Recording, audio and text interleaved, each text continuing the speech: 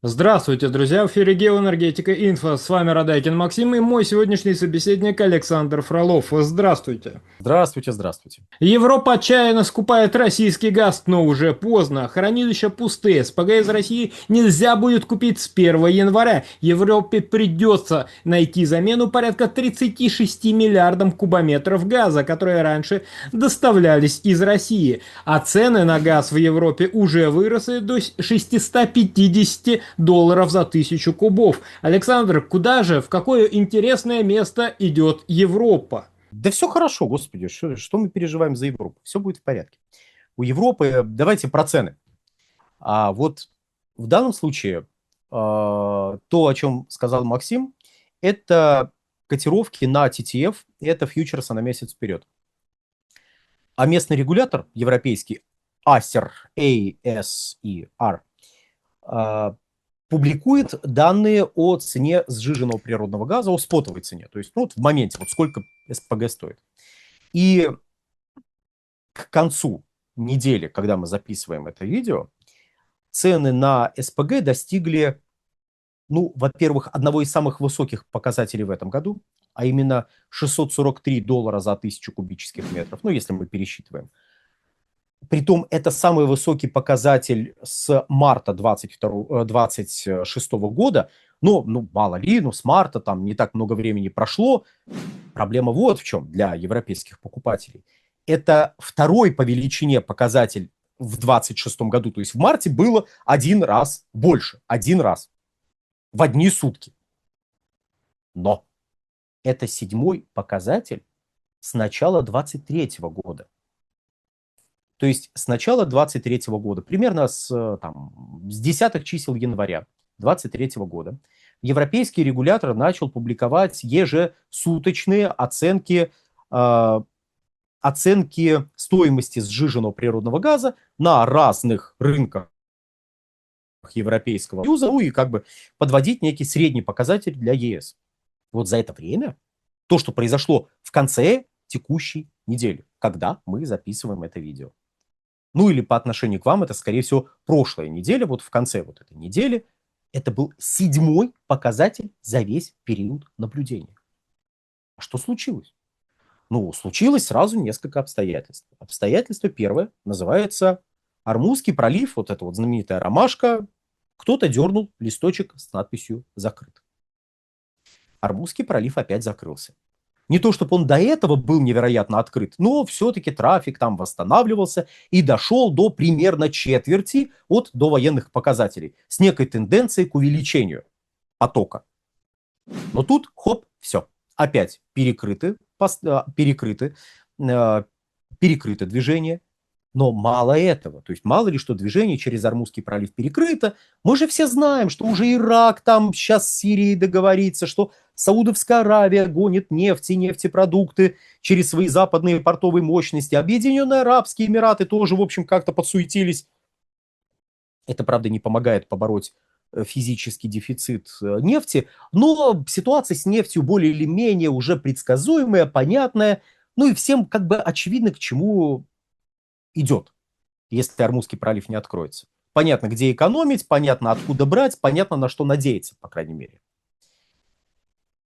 Но есть вопрос газа. Катар только-только начал проводить работы по перезапуску перерабатывающих производств, по перезапуску добычи. Там, если помните, за период, пока действовал меморандум о взаимопонимании между Соединенными Штатами и Ираном, в рамках которого предполагалось проводить мирные переговоры и идти, наконец, к подписанию уже полноценного мирного соглашения. Так вот, за период действия этого меморандума уже успел взрыв на одном из объектов в Катаре произойти. Ну, просто потому что, по словам местных чиновников, начали проводить работы, но вот что-то пошло не так, и бумс, взрыв. Было бы иронично это все, если бы там люди не погибли, тут это буквально катастрофа. Это катастрофа, и, в общем, к сожалению, ну, к сожалению, вот такое бывает. Это печально, но вот факт. Люди начали перезапустили не очень удачно. Но как бы ладно, работы велись, и сейчас уже, как ожидалось, Должна была восстановиться добыча, отгрузки, поставки. Притом вопрос и о сжиженном природном газе, вопрос и о гелии. Ну, то есть вопрос сразу о ряде ключевых сырьевых товаров, если угодно, которые шли из того же самого Катара. И тут хопа, Ормузский пролив перекрывается. А ведь многие игроки в Европейском Союзе буквально ждали, что к концу июля уже первые партии СПГ будут стабильно из Катара приходить в Европейский Союз, и можно будет, воспользовавшись снижением котировок, которое неизбежно произошло бы, начать более активно закачивать газ в подземные хранилища, с тем, чтобы зимой этот газ перепродать. Притом тут двоякая ситуация. Опять же, к вопросу, когда у нас говорят коллективный Запад, коллективный Евросоюз или просто Евросоюз, но у нас забывают, что там есть разные классы, разные финансово-промышленные группы, разные страты с разными интересами. И вот, например, у тех компаний, которые занимаются закупкой газа и перепродажей газа, может быть следующий взгляд на будущее. Неплохо было бы, с их точки зрения, чтобы газ зимой был дороже, чем летом. Сколько бы летом он ни стоил. Очевидно, в общем-то, да, очевидно. Потому что эти компании зарабатывают на перепродаже газа. Но с точки зрения европейских потребителей газа интереснее было бы, чтобы зимой, вот следующей зимой, газ был дешевле, чем летом. Потому что летом он, обратите внимание, вот $643 за 1000 кубических метров. Это многовато. Это просто многовато. Это уровень, который неизбежно будет заставлять экономить. Сокращать потребление. И это оптовая цена. Это оптовая цена, которая не отражает ту цену, по которой газ будет продаваться конечному потребителю. Тайна раскрыта. Тюменская техника Case Guru производится в Китае, где сосредоточено 90% производства мировой электроники. Почему тогда на коробках техники Case Guru написано «создано в Тюмени»? В Тюмени инженеры продумывают характеристики и тестируют устройства. В Китае масштабируют производство. Глава компании Case Guru Вадим Боков, прозванный тюменским Илоном Маском, лично контролирует разработку. Вадим выпустил инновационные устройства для уборки по старинке, без химии, но по стандартам медицинской чистоты. Раньше после уборки полов болела спина, сейчас можно убраться без боли. С новинкой Case Guru беспроводным пылесосом TurboSeal. Рекордное соотношение длительности работы и мощности. TurboSeal очищает мебель на глубину до 10 сантиметров. Наши мамы и бабушки мыли полы вручную. Сегодня это делает робот-пылесос со станцией самоочистки. Case Guru самочист. Тюменский самочист проводит сухую и влажную уборку, сам очищается на станции и заправляется водой. Через встроенную камеру самочиста можно наблюдать за домом из любой точки города. Раньше мыли окна, подвергались опасности. Сейчас это делает робот-мойщик Case Guru Чистобот. Case Guru Чистобот отмывает 20 видов поверхностей, горизонтальных и вертикальных. Смотрите инновационные устройства Case Guru для уборки. Переходите по ссылке в описании или по QR-коду на экране. Забирайте промокод INFO2607 на скидку до 1000 рублей. При том, что конечный потребитель и в лучшие годы, то есть когда газ примерно там по $400 покупался в опте, по большим, хорошим контрактам у того же «Газпрома», конечному потребителю газ обходился, если опять же мы в 1000 кубов, в доллары за 1000 кубов пересчитываем, обходился там в $900, в $1000. То есть, когда говорится про цену газа в Европе, забывается о том, что это цена оптовая, в оптовом сегменте. И она больше касается тех компаний, которые, в опте работают. А конечный потребитель, он видит другую цену. И на вот эту другую цену тоже будут влиять эти оптовые цены. И интересы у конечного потребителя с оптовым поставщиком будут очень сильно разными. К чему это все было? К тому, что с точки зрения вот этих компаний, которые покупают газ, перепродают газ, текущая ситуация выглядит не очень тревожно. Она неприятная, но не очень тревожная. То есть, смотрите, я думаю, многие из вас видели новости о том, что в Европе полупустые подземные хранилища газа. С другой стороны, можно оптимистично посмотреть на происходящее и сказать, что они полуполные. Пессимист смотрит на ПХГ в Европе говорит, что они полупустые, оптимисты, что они полуполные.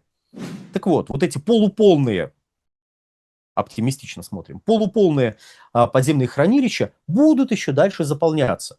Но ограничение ресурса, которое неизбежно влечет за собой прекращение поставок из Катара, это не удар по перепродавцу. Это, наоборот, некоторая гарантия перепродавцу, что сейчас цены сохранятся на высоком уровне, можно будет увеличить закупки, потому что даже если Ормузский пролив откроется где-нибудь в августе, в сентябре, и газовый поток начнет восстанавливаться, то восстановится он только к началу отопительного сезона. А это, в свою очередь, означает, что те цены, которые увидят оптовые покупатели до начала отопительного сезона, и те цены, которые сформируются после начала отопительного сезона, ну, то есть в отопительном сезоне, будут достаточно высокими для того, чтобы купить сейчас и перепродать потом с выгодой для себя. То есть восстановление поставок из Катара в данный момент, вот сейчас договариваются, начинает опять Катар работать над тем, чтобы перезапустить производство, вот уже сейчас поздновато. Уже сейчас в большей степени ситуация говорит нам о том, что цены будут высокими в Европе. И тут мы возвращаемся к России и к котировкам. 36 миллиардов кубов – это показатель, который рисовала Еврокомиссия еще год назад, когда принимала дорожную карту по отказу от российского газа, нефти и ядерного топлива. Эта дорожная карта была не совсем правильной со статистической точки зрения, потому что по итогам 2025 года импорт из России составил, газовый импорт, составил порядка 38 миллиардов кубических метров, но структурно мы могли бы сказать, что да, ну, примерно они все правильно посчитали. Примерно. То есть порядка 20 миллиардов кубов это СПГ, примерно 18 миллиардов кубов это трубопроводные поставки. И тут мы с удивлением понимаем, что действительно, пусть речь не о том, что в ближайшее время Европе придется искать 36 миллиардов кубов газа. Ну, потому что текущие ограничения, которые начали вводить и которые будут усиливаться дальше и достигнут апогея в одном из сегментов с 1 января 2027 года, эти ограничения касаются только сжиженного природного газа. То есть чуть больше половины от газовых поставок из России. А вторая половина газовых поставок, она окажется под угрозой только к началу следующего отопительного сезона. Не того, который будет в этом году, а того, который будет через год. То есть это уже будет проблема не европейцев сегодняшних, а европейцев послезавтрашних. Но все равно с 1 января 2027 года импорт СПГ из России полностью запрещается. Это что ж получается? Даже если, ну, то есть исходя из того, что я вот недавно проговорил, получается, что цены, скорее всего, в Европе и так будут высокими, даже если поставки из Катара восстановятся. Кстати, в каком состоянии Катар выйдет из вот происходящего, вообще не ясно. В каком состоянии будут его перерабатывающие мощности, не ясно. Но, предположим, все будет хорошо, и они смогут быстро восстановиться. Но все равно цены будут высокими из-за того, что отложенный спрос, там будет ускоренные попытки накопить объемы, потом будет перепродажа постоянно в ожидании, что ой-ой-ой, сейчас и из России закончатся поставки, и вдруг опять какое-нибудь обострение на Ближнем Востоке случится. То есть эта нервозность будет подпитывать высокие цены в той же мере, в которой их будут подпитывать и отложенный спрос. Вот как-то так выглядит эта ситуация, поэтому однозначно говорить про то, что высокие цены на газ это плохо, это бьет почему-то. Да, плохо, да, бьет. Но в Европейском Союзе у власти находятся люди, для которых это не только плохо, но и хорошо. Потому что можно обосновать то, ради чего они вообще у власти поставлены. А именно глобальную структурное изменение европейской энергетики. На этом, дорогие друзья, все. Всего хорошего. Александр, большое спасибо за комментарии. Друзья, подписывайтесь на Александра Фролова, подписывайтесь на Геоэнергетика Инфо. Ссылки будут в описании и закрепленном комментарии. Там же будут реквизиты для желающих финансово поддержать наш проект, чтобы мы и дальше также бодро вещали на всех площадках, без монетизации, исключительно благодаря вашей финансовой поддержке на Sponsor.ru. Спасибо, до новых встреч.